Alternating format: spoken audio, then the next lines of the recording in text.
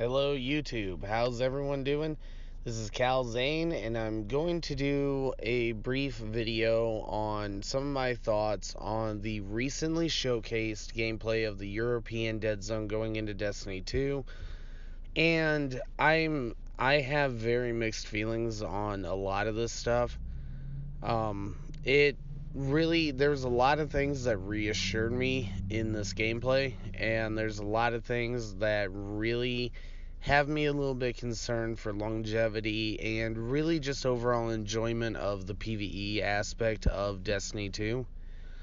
So if my voice sounds a little off or if I get winded part of the way through this, I apologize. I've been sick with an upper respiratory infection for the last week, so my voice is a little bit strained.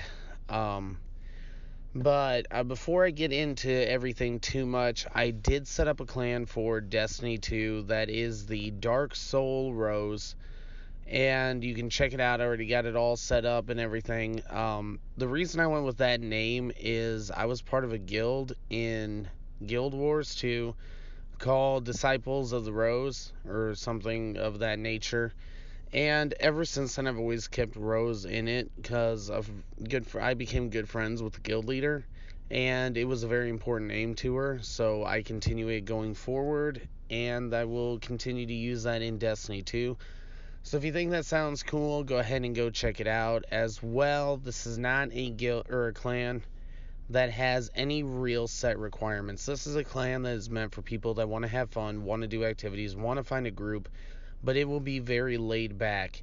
And the only real requirement I have going into this guild is you have to be polite. I don't want a lot of toxic talk in the guild or in the clan. I want people to feel comfortable and feel like this is a group that everyone can enjoy being a part of. So as long as you can be like polite and decent with people, then by all means join. I want to see this clan grow a lot because I really want people to be able to find groups to do a lot of activities with.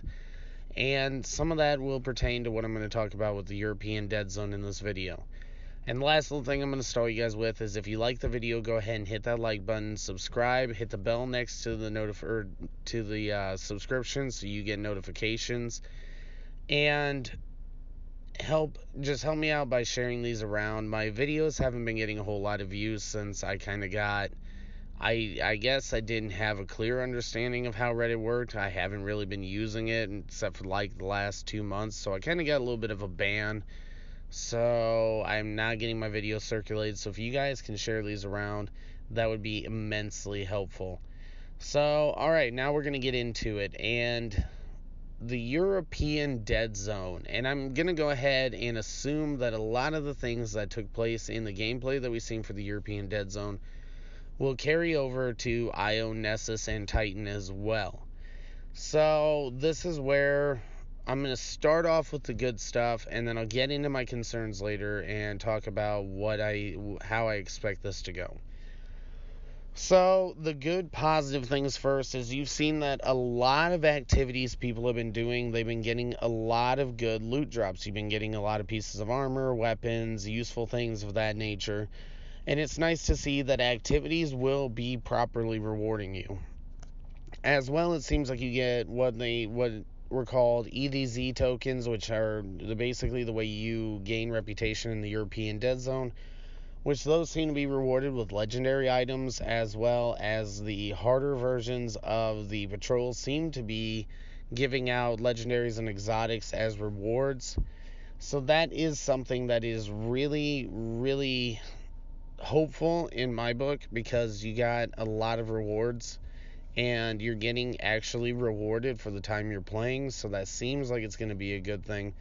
We'll see. I mean, I did see a lot of blues, and I'm not really sure where they were at through level progression and things of that nature. So we will take that with a grain of salt and hope for the best.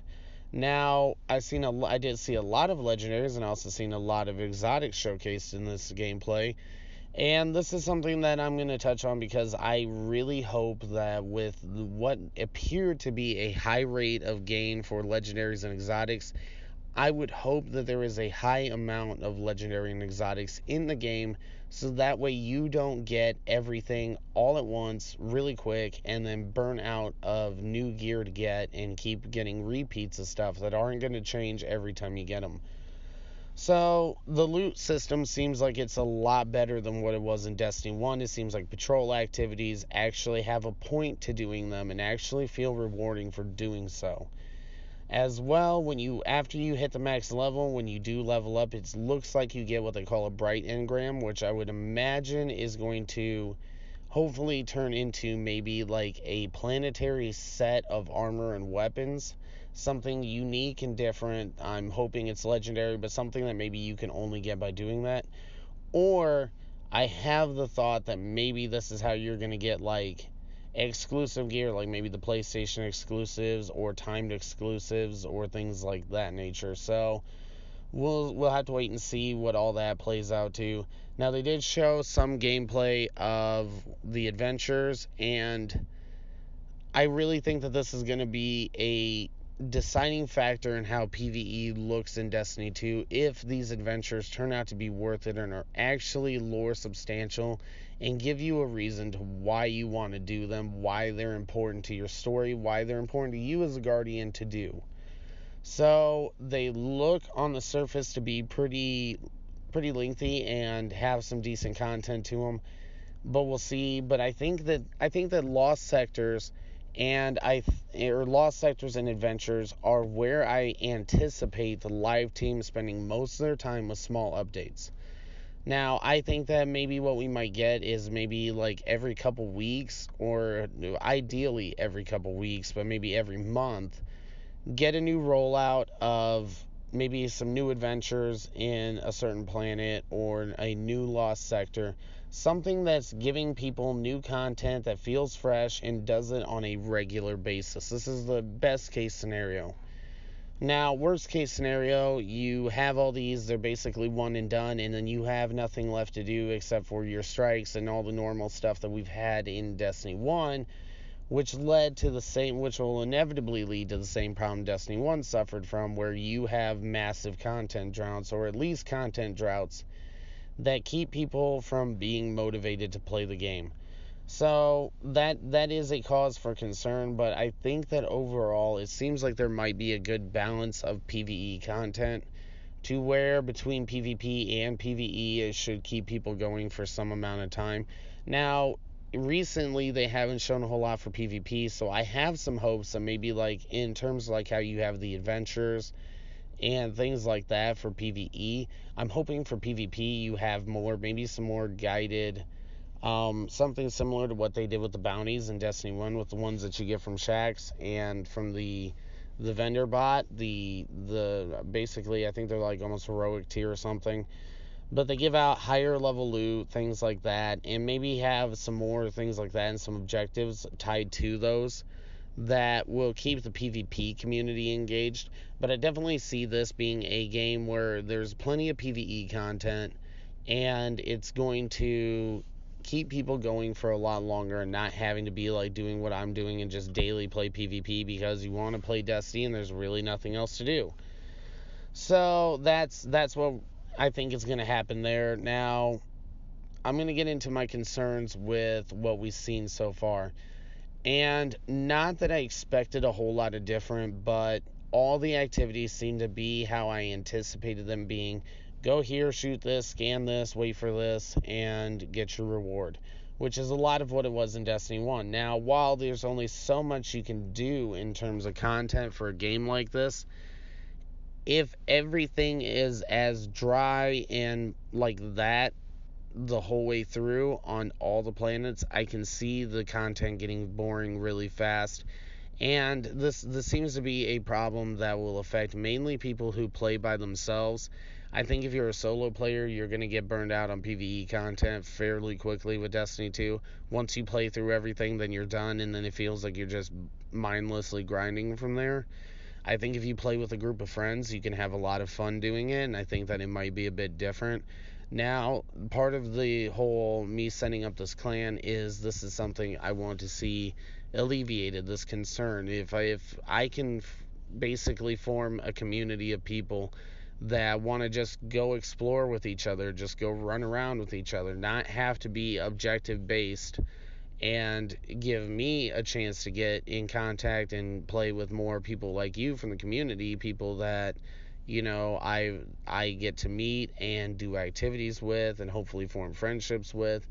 And I'm really looking forward to meeting a lot of you guys, and I'm really looking forward to being able to provide a clan that's going to give people a good group of people to go out and do these activities with, because I think that if you're by yourself doing a lot of the stuff grinding like I have been for the last 3 years of Destiny 1, I think you're going to be really bored really fast and probably pretty disappointed with what's there. Now, that being said, I think that if there's that much to do in just a European dead zone, I have high hopes that there is going to be a massive, massive amount of content in this game. So I'm really hoping that we see a game that actually has a fulfilling amount of content, really feels like you've spent your money well on it. And like the last thing I really want to talk about, because I want to leave this off with a good note, it does appear that the Taken King subclasses, or at the very least a third subclass for each class, will be available in Destiny 2. They showed that there are these artifacts that are basically subclass artifacts that give you, basically lead to quests in order for you to help regain those lost subclasses. And there was one on the Hunter that showed an arrow and was void. There was one that showed a hammer on the Titan and was solar, and then there was one that showed, basically it looked like a lightning bolt arc for the Warlock. So I think that this is going to, I think this will be a really good thing. I know a lot of people have been really wondering whether there's going to be a third subclass, and by the looks of it, there is. So, alright guys, that's going to wrap it up for this one. Now, I'm going to be doing a couple more videos over the next couple days that are not Destiny focused. I'm going to be doing one on this current adpocalypse that's leading to a lot of YouTubers having to either get rid of their channels or really struggle to make a living, and a couple other things that are on my mind. But I will leave a link below to my Facebook page, and as well, I'm going to leave a link to my Twitter, some of my past videos for you guys that might be helpful leading into Destiny 2. And then I will put my clan information in the video and in the description below. So if you guys want to join the Dark Soul Rose, you guys can go ahead and do that. Alright, until next time, I will catch y'all later, and I will see you in the next one.